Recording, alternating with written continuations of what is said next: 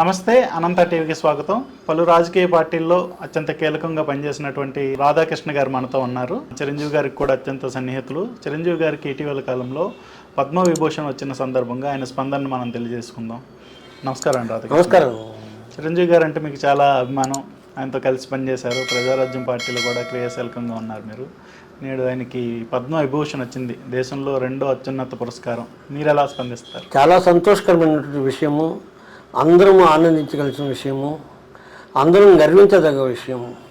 ఈనాడు కేంద్ర ప్రభుత్వం మెగాస్టార్ చిరంజీవి గారిని భారతదేశంలోనే అత్యున్నతమైనటువంటి అవార్డు అయినటువంటి భారత రత్న తర్వాత 2వ అవార్డు అయినటువంటి పద్మవిభూషణ్ అవార్డుని చిరంజీవి గారికి ఇవ్వడము చాలా అందరం గర్వించదగ్గ విషయము.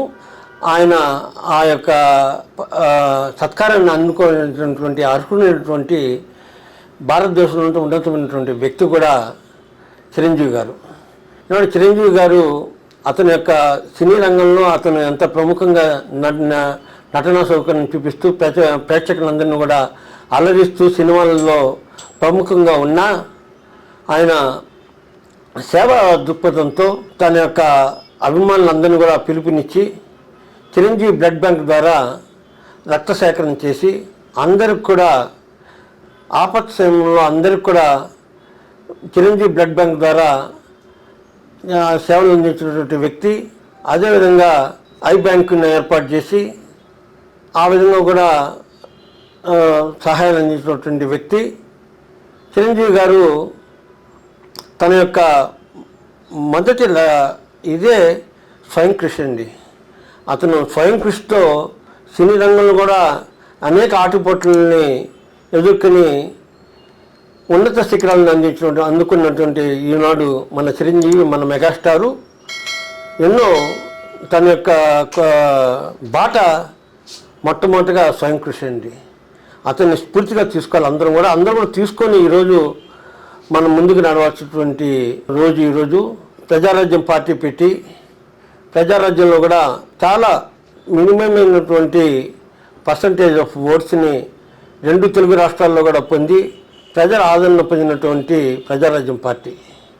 ప్రజారాజ్యం పార్టీ కొన్ని కారణాల వల్ల విఫలమైన తర్వాత ఆయన యొక్క సేవ మాత్రం, ఆయన ప్రజల సేవ మాత్రం ఆయన మర్చిపోలేదు. ఆయన కరోనా టైంలో అందించినటువంటి సేవ, సినీ కార్మికులకు అందించినటువంటి సేవ, ప్రజలందరికీ కూడా ఆక్సిజన్ అందించడము, ఇవన్నీ కూడా ఆయన సేవా దృక్పథానికి మారిపోయారు. ఆ విధంగా కాకుండా చూస్తే ఆయన సినీ స్క్రీన్లో ఈరోజు మనం చూస్తే చిరంజీవి కనబడితే హీరోయిన్ కూడా చూడరు, చిరంజీవిని చూస్తారు. చిరంజీవి కనబడితే ఆ సినిమా ఆ స్క్రీన్ యొక్క ఇది ప్రేక్షకులకు అందరికి కూడా ఒక ఆనందదాయకం.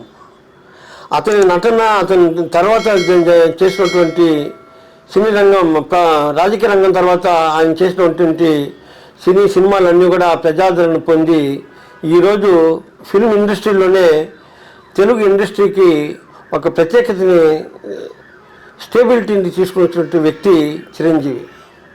ఈనాడు అందరి వాడుగానే కాకుండా పెద్ద సినీ రంగంలో పెద్ద పాత్రను వహిస్తూ సినీ రంగంలో ఏమైనా సమస్యలు వచ్చినా కూడా ఆయన వెంటనే స్పందించి వాటిని వెంటనే దాన్ని చొరవ తీసుకొని పరిష్కార మార్గం చూపించేటువంటి వ్యక్తి.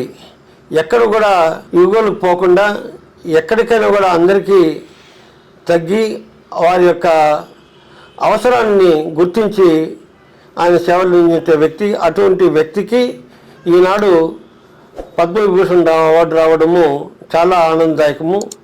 వారిని మనస్ఫూర్తిగా నేను అభినందిస్తున్నాను.